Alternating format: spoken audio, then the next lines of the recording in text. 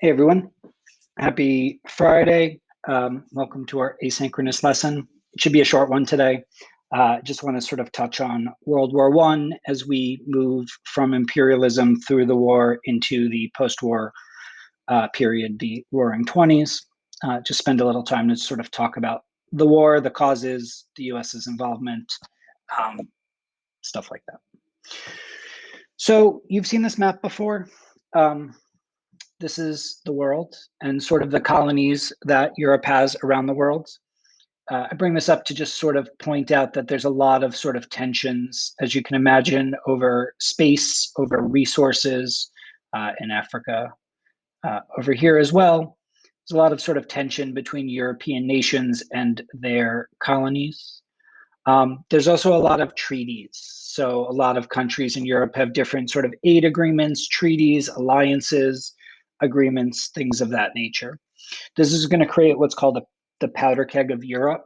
Sort of leading up to World War I, we're in this situation where a bunch of powerful countries with powerful militaries, are one, super worried about each other getting too big, and two, in alliances with each other.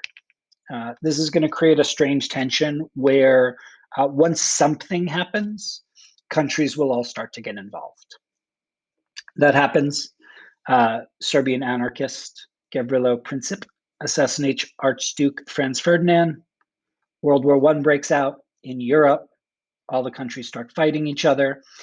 US stays out at the beginning. US is going to be out for actually most of the war, officially remaining neutral, although not isolationist. Leading up to America entering the war, we've got some sort of general influences that are keeping the US from being completely isolationist. Germany just refuses to stop sinking US ships. For years, the German U-boats, their subs are out in the Atlantic. They're sinking ships, claiming that supplies are being brought to England or any sort of enemy Germany's fighting at the time. So they just keep sinking US ships. Industries and banks in the US are also lending out a whole bunch of money. Therefore, they have a stake in the war. A couple sort of more specific points. The first is 1915. German U-boats are going to sink a British passenger ship, the Lusitania. 128 Americans are on board. 128 Americans are going to die. A couple years later, January of 1917, the Zimmermann telegram. Britain is going to intercept a German telegram asking Mexico to join the war if the US gets involved. If you remember the Monroe Doctrine or the Roosevelt Corollary, which we talked about this week, this is sort of a big no-no from America. America wants Europe to stay out of the Western Hemisphere. They take this as a sign that Germany wants to bring the war to the Western Hemisphere. Again, this is January. By April of 1917, the US is officially in World War I. The messaging that the US gives for the war is not they sunk our ships and it's not the Zimmermann telegram. They make a pitch that's a lot bigger than that. They argue that the war is about humanity, a war for all mankind. They argue the world must be made safe for democracy. They argue things like, are you 100% American? They really sort of lean into sort of nationalist propaganda to say that you can't oppose this war. You have to be a part of this because this is a big fight for all of us. And it works to varying extents. So here's what we're looking at during the war. All men 21 to 30 had to enlist. So that's 14.3 million Americans are going to serve over the course of the war. Of that 14 million or so, about 400,000 are African American. They do serve in segregated units. Few of them see combat.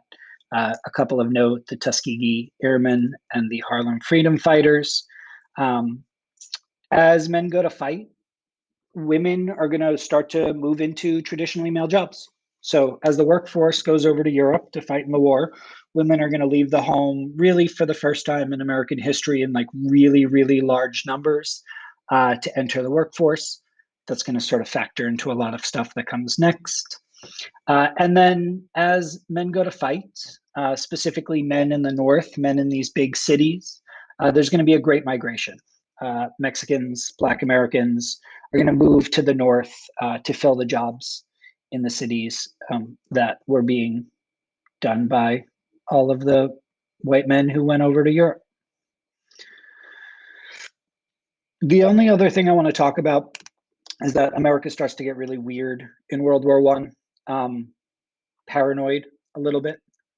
So Woodrow Wilson, who's the president, fears that German immigrants would show sympathy toward the motherland. We end up passing the Espionage and Sedition Act. This is going to give postal officials, so post offices, the power to ban newspapers and magazines. This is going to, they're going to threaten individuals convicted of obstructing the draft. So if somebody sent a draft letter and it's stolen from the mail, with $10,000 and 20 years in jail, $10,000. I don't know what the translation is, but that's a tremendous amount of money in 2021 dollars.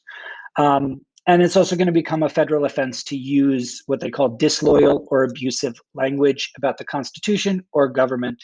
So during World War I, if you criticize the government, you could go to prison for it. Over 2,100 people are prosecuted as a result of this.